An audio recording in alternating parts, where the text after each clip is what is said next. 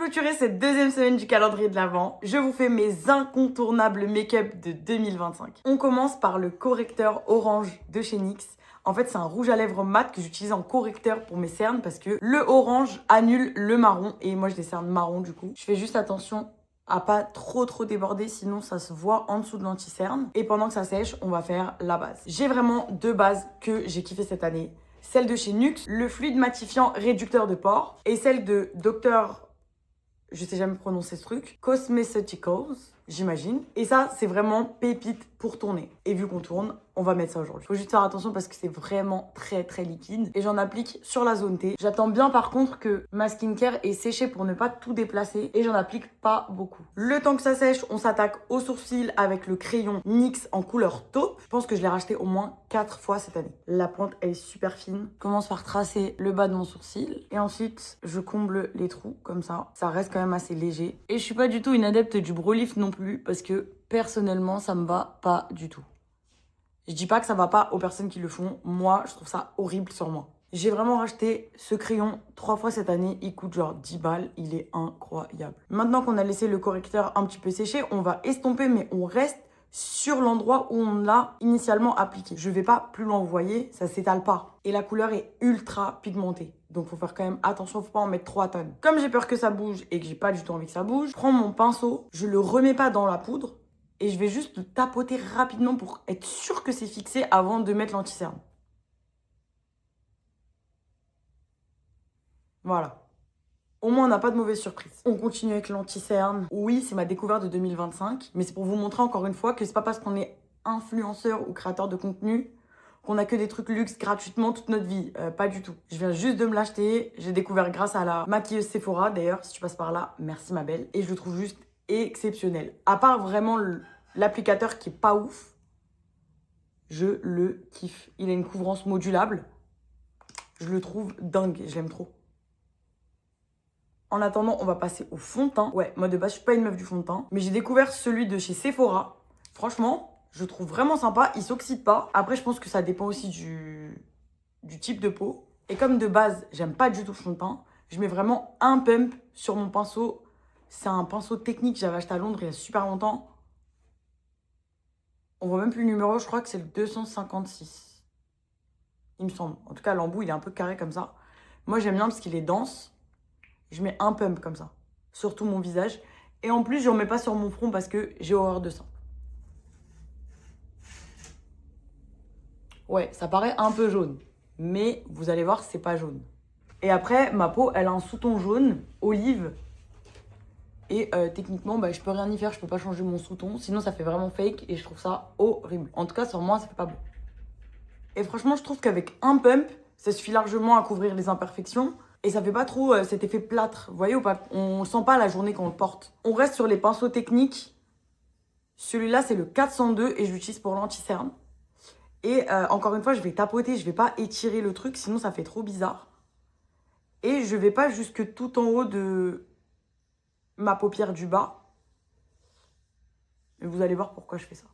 Et bien sûr, on étire un petit peu vers le haut pour lifter le visage. La couvrance, elle est pas plâtre. Encore une fois, il est vachement hydratant, je trouve. En tout cas, ma peau à moi, il me convient super bien. Je suis in love de cet anti-cerne. Je tapote parce que sinon, ça déplace le correcteur en dessous. Même si on l'a poudré pour qu'il bouge pas, ça va quand même déplacer et c'est très chiant. Faut se remettre droit, sinon on n'a pas le même lifting des deux côtés. C'est bizarre. Franchement, le fini, je me rapproche pour vous montrer, mais il est vraiment seconde peau, quoi.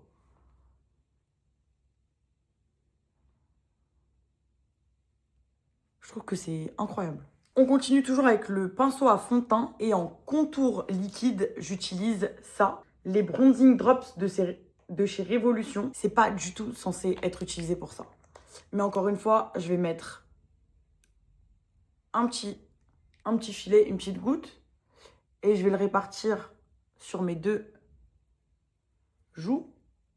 Je le répartis vraiment juste au-dessus du creux et je les tire pas trop. Vous allez voir, c'est super léger. J'ai eu la chance de tester le contour stick de chez Dior, chez Sephora. Dès que j'ai 50 balles et je sais pas quoi en faire, je l'achète. Il est incroyable. C'est le cas de le dire, c'est une crème. Il est tellement agréable à travailler, il est magnifique. Mais évidemment, chez Sephora, il est genre à 60 balles. Donc je vais voir si je trouve pas un truc sur Notino, sur Primor ou Si vous connaissez d'autres marques, vous me dites. Vous voyez, c'est hyper léger. Hyper léger. Après, si vous connaissez d'autres équivalents, vous me dites dans les commentaires, mais moi, je connais pas. En blush crème, j'en ai deux. Celui de Wonder Skin qui s'adapte au pH de ta peau. Et celui-ci, qui est une marque que je viens de découvrir et qu'on va tout de suite tester ensemble. Je vais faire un côté de chaque. C'est pas grave, je me démaquillerai après, avant de sortir. Et là, je vais me prendre un pinceau. Je sais pas du tout d'où il sort, ce pinceau. Et c'est pas un problème. Donc, je vais prélever un peu de matière comme ça. Et je vais le mettre là. Il est un peu pêche. Ah, c'est très sympa. Et il fait pas de taches.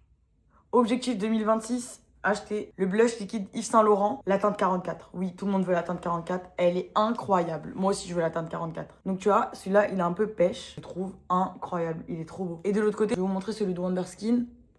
On l'applique comme ça. Et il va s'adapter au pH de la peau. Ouais, vous voyez, de base, il est noir. J'y vais avec le même pinceau, c'est pas grave. Et là, ça fait très naturel, encore une fois. Ça se travaille super bien, ça fait pas de taches. Waouh. En fait, je sais pas lequel je préfère. À la caméra, il n'y a pas une énorme différence, mais en vrai, là, c'est très pêche, là, c'est très rose. On va continuer par ma découverte de l'année. Le blush NYX. Cette teinte-là, You Know Butter. Et j'y vais encore avec le même pinceau. Non, mais les maquilleuses professionnelles, elles feraient des malaises quand elles voient comment je me maquille. Il faut pas en mettre beaucoup parce qu'il est super pigmenté, vous allez voir. Là, à peine j'ai touché, regardez. Je le kiffe, il est trop, trop, trop beau. Et je pense qu'il va me durer tout 2026 tellement il est pigmenté. J'en mets à peine un tout petit peu.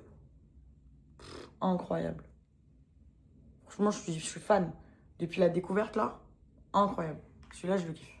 Et il s'est adapté aux pêches en dessous. Le mélange des deux, je trouve dingue. J'adore. Pour les anciens du make-up, j'ai cette palette depuis 2016. D'accord? Il faut vraiment que je la jette, mais j'arrive pas à passer à autre chose. J'ai des sentiments pour cette palette. Enfin, vous voyez bien que je lui ai mis tarif. Et on repart encore avec le même pinceau. Et on va prendre le bronzer Oula de Benefit. Je l'aime d'amour. J'avais la terracotta de Guerlain, mais elle est un petit peu orange pour moi. Et en fait, je sais pas si j'ai envie de tester le bronzer de chez Armani, le bronzer de chez Yves Saint Laurent, le bronzer de chez Dior. Ce qui paraît, il est super bien. Si vous avez des recommandations, encore une fois, commentaire. Donc, j'en prélève un peu comme ça. Et là, je fais attention, je vais vers le haut. J'en mets pas 3 tonnes. Vous voyez, il est trop pigmenté. Ça fait 10 ans que j'ai la palette. Normalement, il devrait être mort, le truc.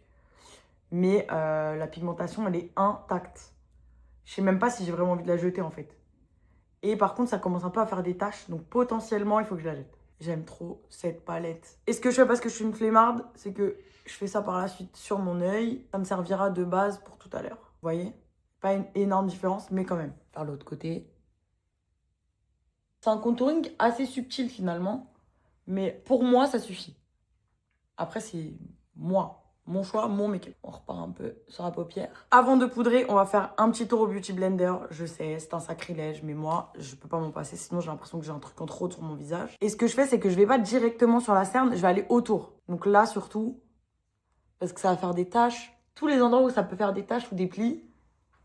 Et en dessous de l'œil, mais sans aller directement sur la cerne. Là, j'estompe aussi parce que sinon, ça fait une démarcation que j'aime pas trop. Et là, on est prêt à poudrer. J'ai cette poudre de chez Normal que j'ai achetée à la fin de l'année dernière, qui est toujours remplie, tellement elle est énorme pour 3 balles. Franchement, j'ai testé la Huda, elle est beaucoup trop épaisse pour ma peau. Avant, j'étais une adepte de la Kat Von D, mais franchement, elle est hors de mes moyens pour le moment. La Fenty aussi, elle est un petit peu trop épaisse pour moi. Et comme j'aime beaucoup faire des AVC aux maquilleuses, je prends un gros pinceau comme ça, tapote un peu dedans. Je suis pas du tout dans les délires de baking, de houppette et tout. 1, j'ai pas le temps. 2, j'ai la flemme. Et 3, j'ai l'impression que ça va pas du tout avec ma manière de me maquiller. Et je vais un peu insister en dessous de mon œil. Franchement, elle matifie trop bien. Regarde la différence. Et encore, hein, j'ai même pas fait un truc de houppette, de machin et tout. On refait la même chose de l'autre côté. Le reste, ça va sur le reste du visage. Je dois juste un petit peu insister sur mon front parce qu'en général, mon front, il brille. Incroyable, il n'y a pas de traces, ça fait hyper naturel, c'est hyper agréable. Elle coûte genre 3 balles, elle dure 2 ans, je la trouve incroyable. On passe maintenant aux yeux, je suis toujours sur cette palette de chez Tarte. J'ai des sentiments pour cette palette. Bon, les couleurs, elles sont parfaites pour ma carnation, je suis fan. Et on va y aller au doigt. Je prends cette teinte, la toute première un petit peu dorée. Et j'y vais dans le coin interne, parce que là, je suis pas sur un gros make-up des yeux. Les filles qui ont des ongles longs, vous allez comprendre ma douleur. Et si vous avez des pinceaux pour les yeux, à me conseiller, je dis pas non non plus. Parce que j'ai eu une fuite chez moi, j'ai dû tous les jeter. Je sais pas du tout quoi racheter. Je suis preneuse de vos conseils. Là, on est vraiment juste pour illuminer. Et dites-vous que j'aime tellement cette palette que parfois je l'utilise en highlighter. Et elle est incroyable, regardez. Ça fait un petit effet irisé. Mais pas non plus trop paillettes, pas beau.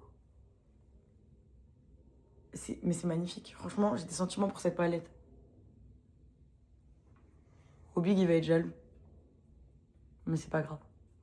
J'adore. Le résultat, il est trop beau. Ça fait hyper frais. 2025, j'ai passé mon année avec des extensions de cils, mais je n'en peux plus. On passe donc au mascara cette année pour 2026. Et j'ai craqué sur le L'Oréal Panorama. Mais je sais que dans mon calendrier de l'Avent, il y en a un autre, un classique. Je vous montrerai plus tard. Je commence par recourber mes cils. Moi, j'ai vraiment les cils ultra raides. Et en plus, ils sont hyper courts. Et bien sûr, on va mettre 2 couches. Là, vous voyez, on dirait que j'ai pas de cils. Merde, j'en ai foutu partout. Vous voyez le avant-après? Je nettoierai plus tard le mascara, c'est pas grave. Je vais mettre une deuxième couche. C'est ça quand tu perds l'habitude de mettre du mascara. Et on va passer aux lèvres. J'ai trouvé le nude qui va le mieux à ma carnation. Fan de la couleur, vous voyez de toute façon la taille du crayon, il est minuscule tellement je l'ai utilisé. Et chez NYX, faut pas vraiment se fier au nom, d'accord? J'overline presque pas parce que je trouve que moi, ça me va pas du tout. Mais s'il vous plaît, la teinte du crayon, elle est magnifique. Il y a des jours où je sors carrément comme ça, parce que je trouve que le crayon est trop agréable. Mais j'ai découvert ces 2 pépites de chez NYX. Je suis complètement fan. Celui-là, il est un petit peu rouge. Le deuxième, c'est un nude rosé. Et vous allez voir, c'est un gloss hydratant. Je l'adore.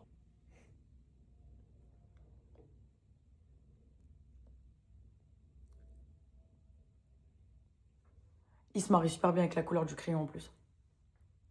On passe à la touche finale du make-up. J'ai reçu ces faux cils magnétiques de chez Yana Beauty. C'est des demi-faux cils qu'on met à l'extérieur de l'œil. J'aime bien utiliser ma pince pour les extensions de cils. Donc on pose l'extension là et on pose un premier aimant en dessous. Oh là là, le rendu, il est incroyable. Ah purée, je suis trop fan. Je suis trop fan. Je vais faire l'autre côté, je reviens. Putain, je suis trop fan. Franchement les filles, je suis trop fan. C'est trop beau. C'est trop beau et c'est trop pratique. Ça s'enlève, ça se remet, ça s'enlève, ça se remet à l'infini. Non mais s'il vous plaît. J'aime trop. C'est magnifique. Et je suis prête pour rejoindre Obig qui m'attend depuis une demi-heure. Abonne-toi sur YouTube, sur Insta et bien sûr sur TikTok pour ne pas rater l'épisode de demain. Allez, bisous mes stars.